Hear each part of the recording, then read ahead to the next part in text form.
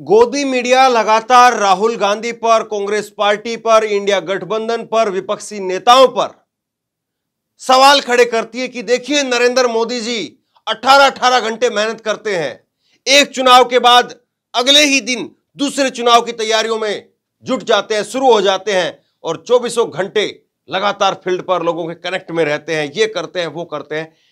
ना जाने एक सांस में कितनी जो है वो नरेंद्र मोदी जी की वाहवाही कर देते हैं। लेकिन एक सवाल जो इस देश के मतदाता को पूछना चाहिए, एक सवाल जो इस देश के न्यूट्रल वोटर को पूछना चाहिए, वो सवाल ये कि आप ये बताइए नरेंद्र मोदी जी तीसरी बार सरकार में आएंगे, जो नारा हर मंच से आप दे रहे हैं, 400 पार का नारा जो आप लगवा रहे हैं, आपका पार्टी का मैनिफेस्टो कहां है, ये आप बताइए। जो शख्स, जो पार्टी, जो व्यक्ति ये कहते हैं कि 2019 का चुनाव जीतने के बाद में अगले ही दिन 2024 की तैयारी शुरू कर दी थी, तो 5 साल से 2024 की तैयारी शुरू की जा रही है और अभी तक बीजेपी का मैनिफेस्टो कहां है पता ही नहीं है।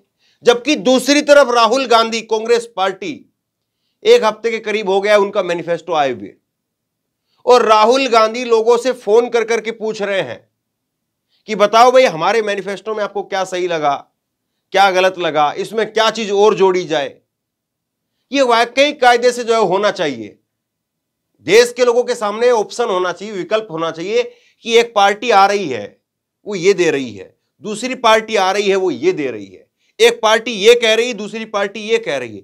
लोगों को जो अच्छा लगे लोग उस पर यकीन करें, और बहस होनी चाहिए दोनों पार्टियों में आपस में। मैं तो इस बात को मानता हूं, राहुल गांधी बहस करें नरेंद्र मोदी से, नरेंद्र मोदी बहस करें राहुल गांधी से, अपने अपने पार्टी के मैनिफेस्टो लेकर के जाएं और मैनिफेस्टो लेकर के जाकर के लोगों को बताएं कि हम ये देने जा रहे हैं, हम ये देने जा रहे हैं, और हमने पिछली बार ये वादा किया था उसमें से हमने ये दे दिया है। तो ये इस वक्त में स्थिति है। मैं आपको एक वीडियो दिखाने वाला हूं, राहुल गांधी ने खुद से वीडियो पोस्ट किया है, और राहुल गांधी अपनी इस वीडियो के अंदर कह रहे हैं कि पिछले कुछ घंटों में ही लगातार मुझे हजारों कमेंट्स आए हैं और जो है वो ईमेल आए हैं काफी सारे। ये राहुल गांधी की तरफ से कहा गया है। वो एक वीडियो जो है वो फोन कर रहे हैं एक महिला से, एक वीडियो उन्होंने खुद से पोस्ट की है, और वो बता रहे हैं कि कैसे किसानों के लिए हम क्या करेंगे, महिलाओं के लिए हम क्या करेंगे। राहुल गांधी की एक वीडियो उन्होंने 12:30 बजे रात को पोस्ट किया, अब से कुछ दिन पहले। उस वीडियो को भी लाखों लोगों ने देखा, और यही जो वीडियो अभी मैं आपको दिखाने जा रहा हूं, इस वीडियो को जरा गौर से देखिए आप।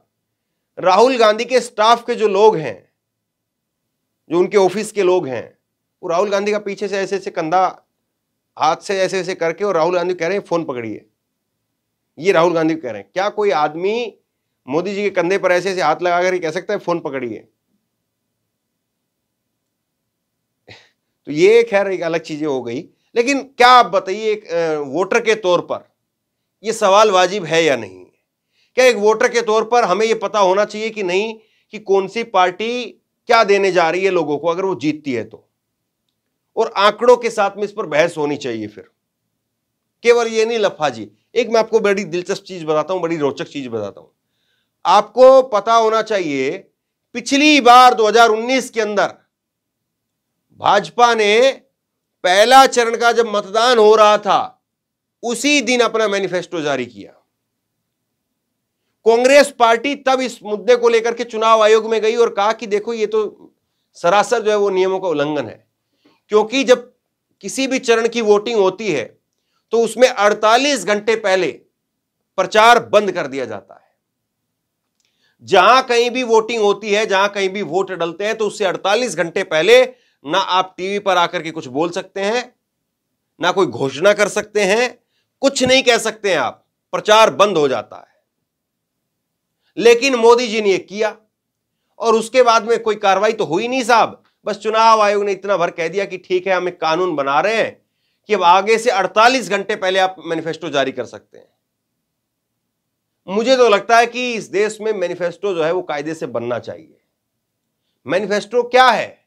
मैनिफेस्टो जो है वो किसी भी पार्टी की एक जो है वो नीयत को हमें दिखाता है कि कोई पार्टी सरकार में सत्ता में आने जा रही है तो वो पार्टी जो है वो क्या करेगी। देखिए, कोई भी आदमी नौकरी मांगने के लिए कहीं पर जाता है, कोई भी आदमी, मैं भी गया हूं, आप लोग भी गए हैं, कोई और देश में, दुनिया भर में जो है लोग जाते हैं, सबसे पहले हम क्या करते हैं, सबसे पहले जो है वो हम अपना बायोडाटा, हम अपना रिज्यूम, हम अपना सीवी जो है वो भेजते हैं और हम कहते हैं कि देखिए साहब, हमने इस कंपनी में ऐसे ऐसे, इसी जगह पर, इस पोस्ट पर ऐसे ऐसे, इसी संस्था में या इतने साल से हम ये काम कर रहे हैं। हम बताते हैं अपने बारे में और हम फिर बताते हैं कि हम ये काम और कर सकते हैं। ये हम अपने सीवी के अंदर जो है वो अपने बताते हैं। कोई भी आदमी होता है वो यही काम करता है। तो इसी तरह से जो राजनीतिक पार्टियां, उनका भी यही काम है। वो बताती है कि साहब देखिए, हम अगर सत्ता में आते हैं तो हम ये काम करते हैं। वो एक बहुत गंभीर चीज है, लेकिन उस गंभीरता के साथ में इसको क्यों नहीं लिया जा रहा है, सवाल ये है। और मुझे लगता है कि इस सवाल पर चर्चा होनी चाहिए, इस बात पर चर्चा होनी चाहिए कि आखिरकार क्यों नरेंद्र मोदी साहब अपने मैनिफेस्टो को जो है वो लाने में बच रहे हैं। मैं चाहता हूं कि एक बार आप एक वीडियो देखिए जो राहुल गांधी ने अपने YouTube चैनल पर जो वीडियो जारी किया है, वो वीडियो आप देखिए और उसके बाद में कुछ सवाल हैं, उन पर बात करेंगे। नमस्कार। कुछ दिन पहले हमने एक Sir, one second. You can be a little more chill about it. Your namaskar is a little too serious. Okay, so you're saying namaskar should be more chilled out, huh? Yeah. वो नमस्कार chilled out नहीं था, उसको फिर से कर रहे हैं। नमस्कार। कुछ दिन पहले हमने आपको कांग्रेस पार्टी के मैनिफेस्टो के बारे में बताया, जो हमारे 5 कोर वायदे हैं उनके बारे में बताया और आपसे सुझाव मांगे। अब आपने इतने सुझाव भेजे कि ये मेरी जो टीम है ये पूरी ओवरवेल्म हो गई है। काफ़ी लोगों ने अच्छे सुझाव दिए अलग अलग चीज़ों के बारे में। मैं सोच रहा हूँ कि 2-3 लोगों को फ़ोन करके उनसे पूछें, थोड़ा जो उन्होंने सुझाव दिया उसके बारे में उनसे थोड़ी बात करें। Thousands and thousands of mails here. There's a lot of mails on Agniveer. Agniveer को जो स्क्रैप करने का हमने निर्णय लिया है वो काफ़ी लोगों को अच्छा लग रहा है। मिडिल क्लास के काफ़ी लोग टैक्सेस की बात कर रहे हैं। अलग अलग टाइप का पॉजिटिव फीडबैक आया है। मैं थोड़ा 2-3 लोगों के मैसेज पढ़ता हूँ। रूफस क्रिस्टी जी हैं, ये बस नमस्ते कर रहे हैं और बेस्ट विशेस दे रहे हैं चुनाव की। Jim Beast says make slogan job versus bond, electoral bond. Ajay Chandel ji कह रहे हैं thank you for drafting a great manifesto. Some of my suggestions during campaigning: keep strong focus on inflation, unemployment, corruption of current government. Kashiram ji ने सिर्फ 2 शब्द बोले हैं, बहुत अच्छा। Manila Swami says, please I want one mobile please. Okay, so we have some interesting stuff here. Madhuri is writing, I'm Madhuri, working as an insurance professional. I've been trying to reach you and finally could connect with you. As a middle class working woman, I think it's important that you should also work on taxes and come out with some solution. We are paying income tax, professional tax, road tax, property tax, GST on all items, including groceries bought online. On top of it, banks are taking us for a ride. I hope you look into these issues for common people and bring in some solace to us. Should we call Madhuri then? Madhuri.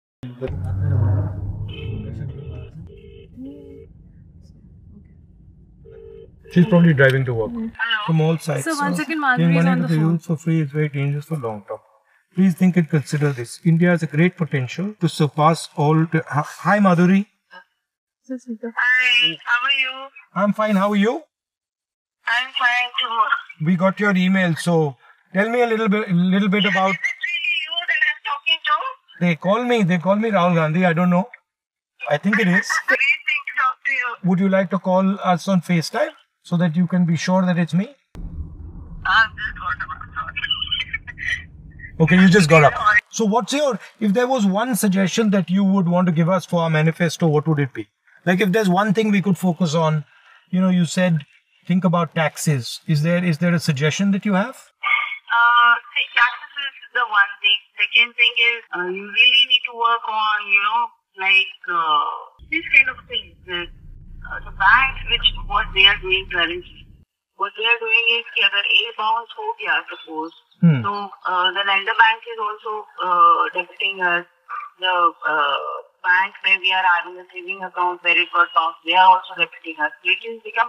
It is becoming, you know, a very costly affair for all of us. We also need to work on the education cost of kids.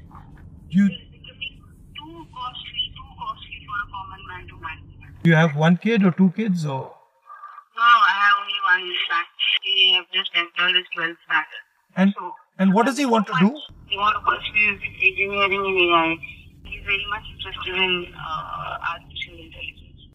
I've got a very interesting Zoom call that I'm doing with some AI experts. Would you be interested in listening in on that Zoom call? Yeah, he would definitely be. Okay, I'll try and see if we can bring him into that call at some point. So he'll enjoy that, and we'll think of doing something about it. Thank you very much for the chat. Okay, bye. Thank you. Bye. Arshan here. I've gone through the manifesto of Congress. It is very impressive.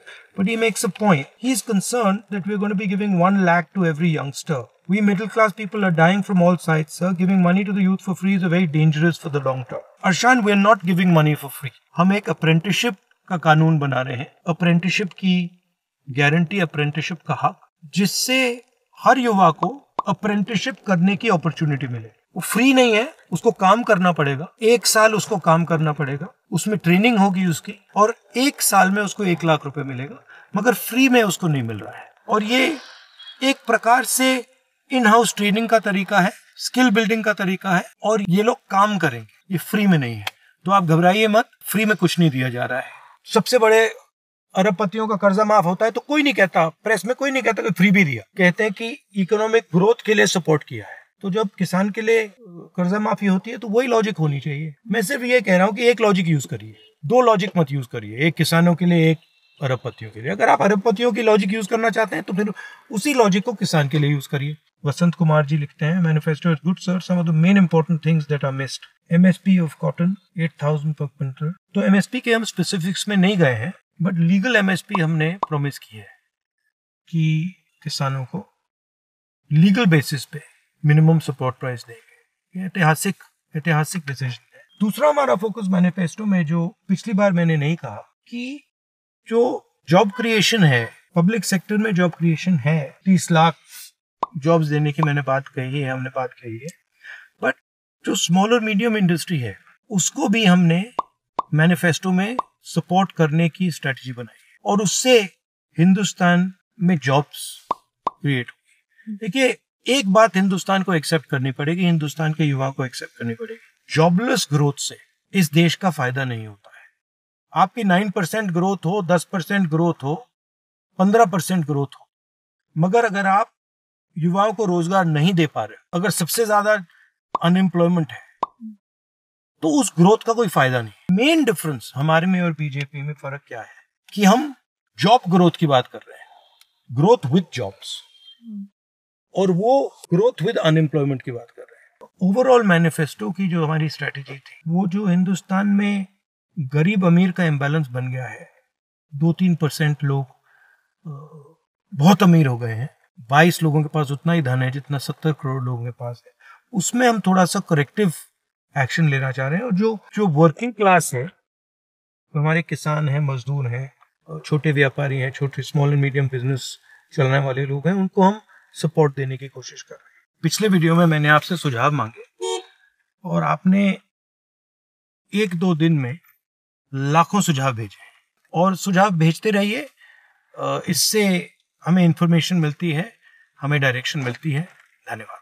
सीधा सा सवाल ये है, अगर नरेंद्र मोदी जी इतना कुछ काज कर रहे होते तो क्या मीडिया उनको इसी तरह से नजरअंदाज करती जिस तरह से राहुल गांधी को कर रही है? क्यों नहीं इस देश के अंदर बहस हो दोनों पार्टी के नेताओं के बीच में, दोनों पार्टी के मैनिफेस्टो के बीच में, बताया जाए कि पिछली बार जो वादे किए थे वो कहां है, और बताया जाए वो नेता कहां है जो पिछली बार बोल करके गए थे, और इस बार वो क्या बोल रहे हैं, और इस बार जो बोल रहे हैं वो तथ्यात्मक रूप से कितना सही है. ऐसे नहीं कि 15-15 लाख रुपए तो ऐसे ही आ जाएंगे खाते के अंदर, 2-2 करोड़ नौकरियां हर साल देंगे, 2022 तक ये कर देंगे, 24 तक ये कर देंगे। बात होनी चाहिए। अगर आपको लगता है कि ये बात सही है तो इस वीडियो को आप लोगों तक पहुंचाएं। आप क्या सोचते हैं नीचे कमेंट बॉक्स में लिख करके मुझे जरूर बताएं, अपनी राय जरूर दें मुझे। और इसी तरह की तमाम खबरों के लिए ऑनलाइन न्यूज इंडिया को सब्सक्राइब करें, साथ में जो बेल आइकन है घंटी उसको जरूर दबाएं, ताकि जैसे कोई खबर अपलोड करें उसकी नोटिफिकेशन सीधे सबसे पहले आपको मिल सके। अगर ये वीडियो फेसबुक पर देख रहे हैं तो फेसबुक पर हमारे पेज को लाइक करें, फॉलो करें और इस खबर को शेयर करें। आपका बहुत बहुत धन्यवाद।